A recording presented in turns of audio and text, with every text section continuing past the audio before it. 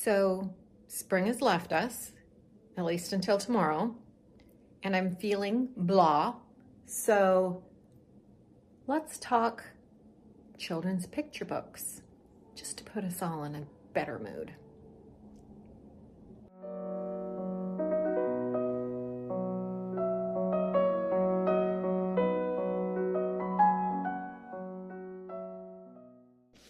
The first one is If Pets Wrote Poems, written by Susan Johnson Taylor and illustrated by Sandy Sonke. I absolutely loved this book. Poetry isn't a genre that I love to teach when I first started teaching, and I don't normally gravitate towards poetry books. However, I admire poets greatly. Susan Johnson Taylor has approached poetry in such a unique and entertaining way that I couldn't help but be charmed. This book will no doubt ignite curiosity about not just poetry itself, but various authors, get this, through the perspective of their pets. This children's poetry book features poems written by pets. For example, Flush, Elizabeth Barrett Browning's Cocker Spaniel, writes, "To Elizabeth, my person," in the style of Browning's own poem, "To Flush, my dog." Naturally, students will want to find Browning's poem to read more about Flush. In another poem, I didn't know this, but apparently Jack Kerouac owned a Persian cat named Tyke. Tyke, in this book, writes a poem called One Mouse, modeled after Kerouac's poem, One Flower. Did I look up Kerouac's poem, One Flower? Yes, I did. And then there's my favorite poem by Edgar Allan Poe's cat, get this, named Katerina, named The Raven, written in, yes, you guessed it, the style of Poe's The Raven. Loved, loved, loved it. In my opinion, this book would be a wonderful addition to any classroom, from the earliest grades right up, I think, to high school. I know that my high school students would find it charming as well. Featuring poems about the pets of poets offers a unique and engaging way, I think, to inspire a love of poetry. This book is, I believe, published this month, March 2026. So put it in your Amazon cart, or if it's available, buy it now. Second book, Aurora's Journey by Kayla Williams. Kayla is a Canadian author, and her book, Aurora's Journey, is a wonderful children's book that beautifully presents the themes of coming of age, family, courage, and the importance of cultural wisdom. Aurora is an Inuk child whose family leaves her to care for her grandmother while they go on a hunting trip. After nights of snowstorms and long after her family was due to return home, Aurora bravely decides to go out and search for them. On this journey, Aurora relies on the lessons that her father has taught her and the wisdom imparted upon her by the songs of her grandmother to help her overcome fear and ultimately survive this hostile environment in which she finds herself. Aurora encounters cold, she encounters bears, hunger, intense snowstorms on this quest of hers. When she finds her family, she tells her father of her adventure, and he proudly tells her, "You trusted the land. That's the greatest strength of all." This book has powerful themes and an engaging narrative, and it's a perfect fit for any classroom. It beautifully illustrates resilience through respect for the land and the strength of cultural wisdom, making it an incredible addition to any classroom or any home little library. Third book is The Book of Kindness by Igor Klopenko and illustrated by Ksenia Petelina. I found this book absolutely charming. In fact, I teared up on a number of occasions while reading it. The book is filled with little stories about kindness.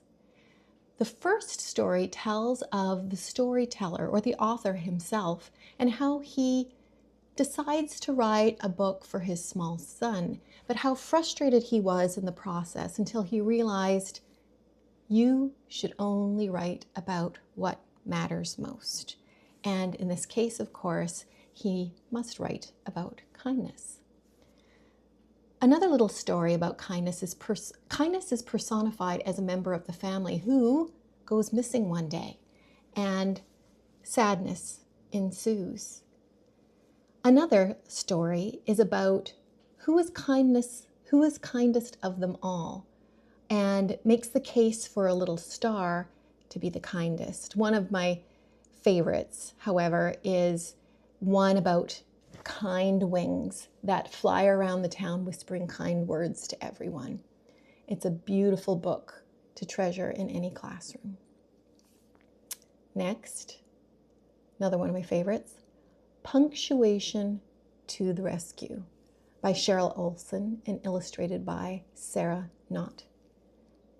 Once upon a time, there was a lighthouse with a library, and one night a book falls from the library shelf, and all sorts of punctuation fall out of the pages, and they are not happy. Exclamation point feels overused, and period and comma feel underappreciated, so they decide to sail away to the island of fun. Along the way, they run into all sorts of conflicts, but they do eventually make it to this island called Chaos. And on this island are all sorts of words that run amok because no punctuation lives there. Our little boat of punctuation comes to the rescue, and when they feel worthy of returning to the lighthouse, they do so and go back and insert themselves into the book in which they've tumbled from. This is a charming and funny way to learn about using punctuation, a wonderful addition to classroom or a little home library. In fact, I found this so wonderful that I shared it with a friend of mine who works as a literacy lead in a district, and she was going to purchase a copy for every grade 3 teacher in our district. So that says a lot. Next, The Jellyfish Scientist, Maud Delap and Her Mesmerizing Medusas, written by Michelle Casulita and illustrated by Ellen Rooney. In the years 1899 to 1900, Irish scientist Maud Delap studied the compass jellyfish. Maud was so thorough in her research, she actually traced the jellyfish's entire life cycle. The picture book not only has the most charming illustrations of jellyfish, it also possesses illustrations of Maud working in her little laboratory, looking through microscopes and drawing in her lab book. Maud's research was so thorough, it still serves as a basis for jellyfish research today. I think this book would be a very wonderful addition to any STEM study. I also think it would serve as an inspiration for any young scientist to muck about in their environment and observe the life around them.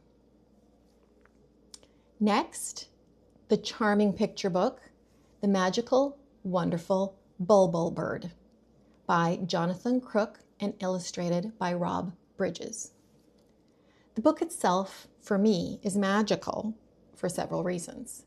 First, it's a charming story based on a Latvian folktale. King Crocus is feeling lonely. He's got his children with him, Prince Kroku, Prince Balt, and Princess Sophia. But he's still feeling kind of lonely. You see, his castle seems to be too far away for anyone to conveniently visit. And so his daughter then has the best of ideas. She tells her father about the magical, wonderful Bulbul bird. And if they had this bird, people would come from far and wide to see its beauty. Well, so Princess Sophia herself wants to go on a quest to find this bird, but no, no, no, according to her brothers. No, the eldest brother must go first. And so he does, and he's determined to find the Bulbul bird, but he doesn't come back. And because he doesn't come back, the second brother promises to go out and find the eldest brother and the bird and bring it back himself. But then the second brother doesn't return. And the prudent Princess Sophia goes, something she's wanted to do all along. Does she find her brothers? Does she find the Bulbul bird? Why did her brothers disappear? Will the Bulbul bird make a wonderful addition to their castle? Will the princess return? The second reason why I find this book magical, at least for me, is its charming vocabulary.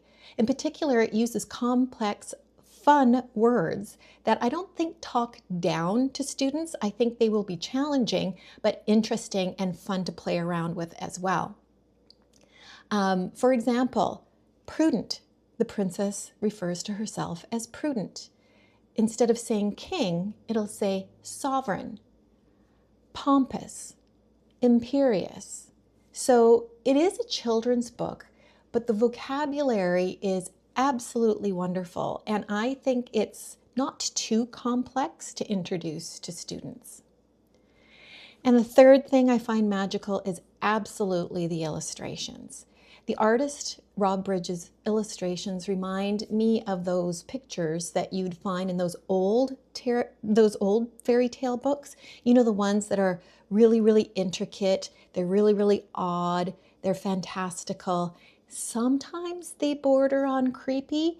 The kind of illustrations that as a kid I would go back and there would be certain ones in a certain book that I would return to just to look at it because I was enthralled by them. So again, it's the magical, wonderful Bulbul bird. So those are a few, and I will have a few more